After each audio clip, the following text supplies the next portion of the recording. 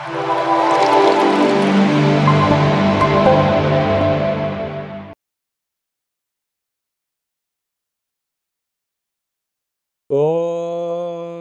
నమః శివాయ. ఓం నమో నారాయణాయ. నరదృష్టి నివారణ కాల భైరవాయ నమో నమః. హరి ఓం. నమస్తే అస్తు భగవన్ విశ్వేశ్వరాయ మహాదేవాయ త్రయంబకాయ త్రిపురాంతకాయ త్రికాగ్నికాలాయ కాలాగ్నిరుద్రాయ నీలకంఠాయ మృత్యుంజయాయ సర్వేశ్వరాయ సదాశివాయ శ్రీమన్మన్మహాదేవాయ నమో నమః. హరి ఓం. మా ఛానల్కి స్వాగతం. చూస్తున్న వీక్షకులకు ప్రేక్షకులకు ప్రియ కాల భైరవ భగవద్బంధులకి స్వాగతం పలుకుతూ మమ్మల్ని ఎంతగానో ఆదరిస్తూ ఉండబడినటువంటి ప్రియ సోదర సోదరి మణులు అందరికీ కూడా అందరికన్నా ముందస్తుగా మహాశివరాత్రి పండగ శుభాకాంక్షలు. 16/2/2025 నుండి 28/2/2025 వరకు పుట్టినటువంటి వారందరికీ కూడా ముందస్తుగా జన్మదిన శుభాకాంక్షలు. గతంలో వివాహం చేసుకున్న వారికి వివాహ వార్షికోత్సవ శుభాకాంక్షలు. ద్వాదశ రాశుల్లో గ్రహ గమనాలు ఒకసారి వీక్షింపచేద్దాం. వృషభ రాశిలో దేవగురు బృహస్పతి సంచార స్థితి, కన్యరాశిలో కేతు సంచార స్థితి, కుంభరాశిలో రవి బుధ శని సంచార స్థితి, మీనరాశిలో రాహు సంచార స్థితితో ద్వాదశ రాశుల్లో గ్రహ గమనాలు ఈ విధంగా ఉన్నాయి. సింహరాశి వారికి ఎలా ఉండబోతుందో ఈ వీడియోలో సవివరంగా సంపూర్ణంగా తెలుసుకుందాం. సింహరాశిలో ఏ నక్షత్రాలు వస్తాయనగా మఖా నక్షత్రంలోని 4 పాదాలు, పుబ్బా నక్షత్రంలోని 4 పాదాలు, ఉత్తరా నక్షత్రంలోని 1 పాదం కలిపితే సింహరాశి. చాలామందికి పుట్టినటువంటి కాల సమయంలో డేటా బర్తులు సక్రమంగా లేనటువంటి కారణం వలన పేరు యొక్క మొదటి అక్షరాన్ని అనుసరిస్తూ ఆ రాశిని తెలుసుకొని ప్రయత్నం చేద్దాం. మా, మీ, ము, మే, మో, టా, టీ, టు, టే అక్షరాల వారందరూ కూడా సింహరాశి జాతకులే. సింహరాశి యొక్క అధిపతి సూర్యభగవానుడు. 2వ స్థానంలో కేతువు, సప్తమంలో రాశాధిపతి శనితో కలిపి సంచారం చేయడం, అక్కడే బుధుడు సంచారం చేయడం వల్ల బుధాదిత్య రాజయోగంతో కూడుకున్నటువంటి సింహరాశి జాతకులు వీలైనంత వరకు ప్రేమకు దూరంగా ఉండండి. భార్యాభర్తల మధ్య అన్యోన్యత అవసరం. మితిమీరి మాట్లాడుకోవద్దు. ఆవేశానికి దూరంగా ఉండండి. అలాగే విదేశాలకు వెళ్ళాలని మీ కోరిక చాలా మంచిదే, కానీ ప్రస్తుత కాలమాన ప్రకారంగా ఇది అంత సరైన సమయం కాదు అని చెప్పి గమనించగలగాలి.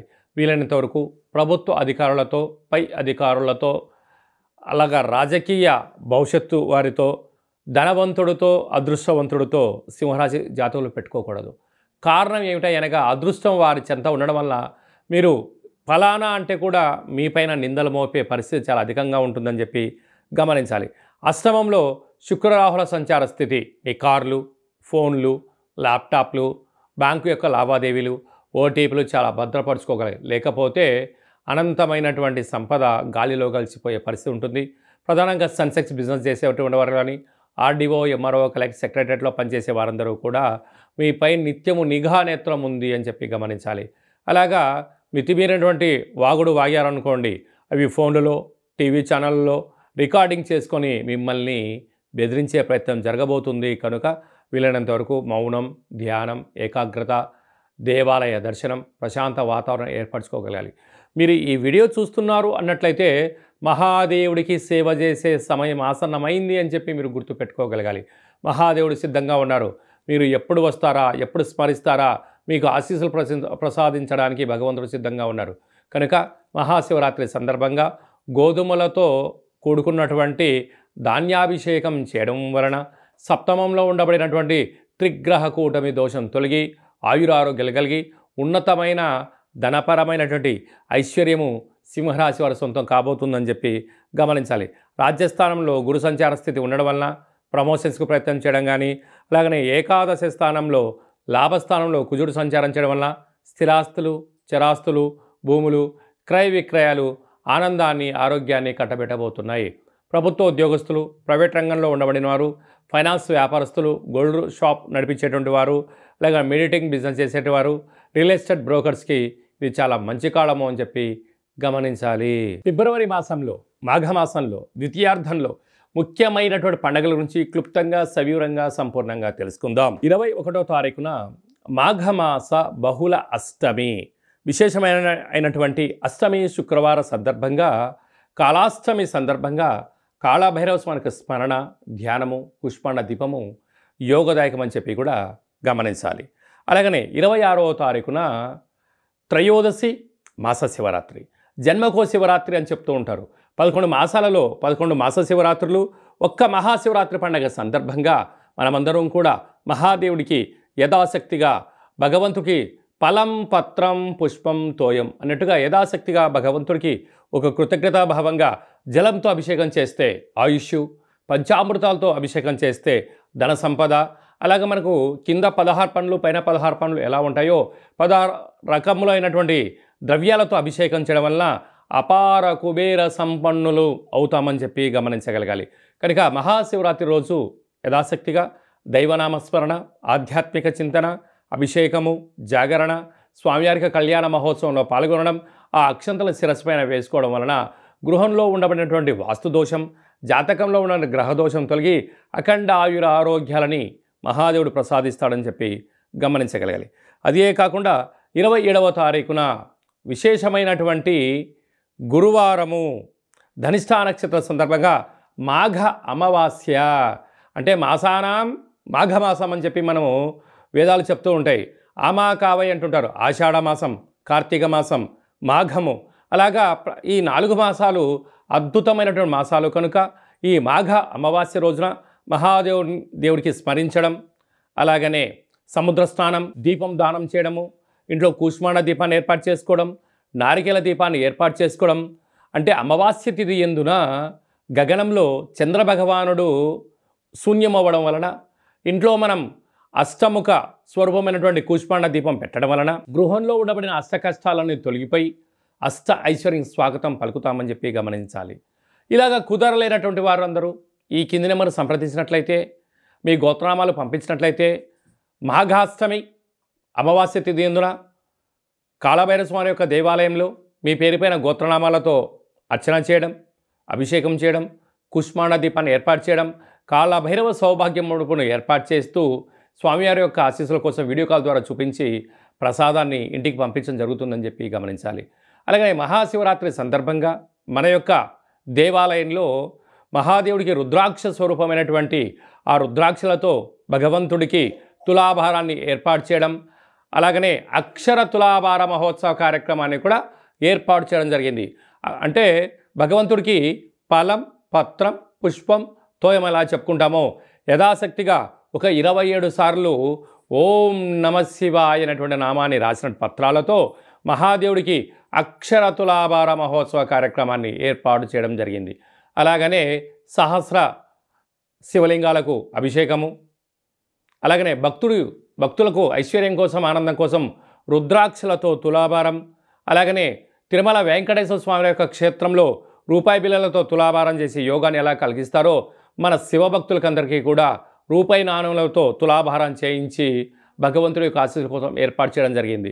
కనుక మనమందరం కూడా ఆ అక్షర తులాభారంలో పాల్గొందాం. మనం వ్యక్తిగతమైనటువంటి తులాభారంలో, అక్షర తులాభారంలో, అలాగనే రుద్రాక్షల తులాభారంలో, కనకపు తులాభారం కార్యక్రమాన్ని ఆచరించుకుందాం. రాలేనటువంటి భక్తులందరూ కూడా వీడియో కాల్లో మీరు అందుబాటులో ఉండగలిగినట్లయితే, ఈ గోత్రనామాలు వాట్సాప్లో పంపించగలిగినట్లయితే మీకు వీడియో కాల్లో చేయించి ఆ కనకపు తులాభారాన్ని, అక్షరపు తులాభారాన్ని, రుద్రాక్షల తులాభార మహోత్సవ కార్యక్రమాన్ని ప్రత్యక్షంగా వీక్షించవచ్చు అని చెప్పి కూడా గమనించాలి. కనుక మహాదేవుడి యొక్క ఆశీస్సుల కోసం అందరము మనస్ఫూర్తిగా ఓం నమః శివాయ నామాన్ని స్మరణ చేద్దాం, ఉపవాసం ఉందాం, ఆరోగ్యాన్ని కాపాడుకుందాం, గ్రహదోషాలు తొలగించుకుందామని చెప్పి విన్నపం. కనుక ఆసక్తి గలవారు మీ గోత్రనామాలు ఈ కింది వాట్సాప్ నెంబర్ పంపించగలిగినట్లయితే అభిషేకము, హోమము, కాళభైరవ హోమ కార్యక్రమం చేయించి, తులాభార కార్యక్రమం చేయించి కూడా ప్రసాదాన్ని కొరియర్ ద్వారా తమరికి అందజేయడం జరుగుతుందని చెప్పి గమనించాలి. ఇంకనూ మనం మాఘమాసంలో విజయం సాధించగలగాలి అన్నట్లయితే ఈ యొక్క పాత్ర కంచు పాత్ర అంటారు. అంటే ఈ యొక్క పాత్రలో 12 రాసులు అచ్చు వేయడం జరుగుతుంటుంది. ఈ పాత్రను మనం ఇంట్లో ఉంచుకొని ప్రతిరోజు ఉదయము, సాయంత్రం పూట పూజ చేసుకున్న తదనంతరము ఇలా ఒక్కసారి శబ్దం చేస్తే ఓంకార శబ్దం రావడం జరుగుతూ ఉంటుంది.